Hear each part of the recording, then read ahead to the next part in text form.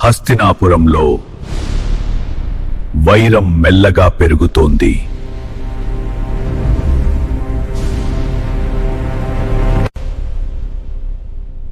దుర్యోధనుడి హృదయంలో ఈర్ష్య మంటలా మెల్లగా రగిలింది. పంచపాండవులు ఒకటిగా నిలబడ్డారు.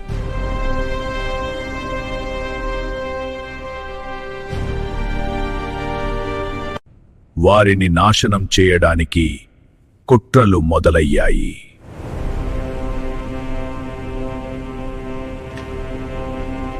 ధర్మమే మనల్ని నడిపిస్తుంది. కష్టాల్లో కూడా ధైర్యంగా ఉండండి. నా మార్గదర్శకత్వం మీకుంటుంది. శ్రీకృష్ణుని మార్గదర్శనం వారికి దారి చూపిందిది. ఇదే మహాయుద్ధానికి ఆరంభం.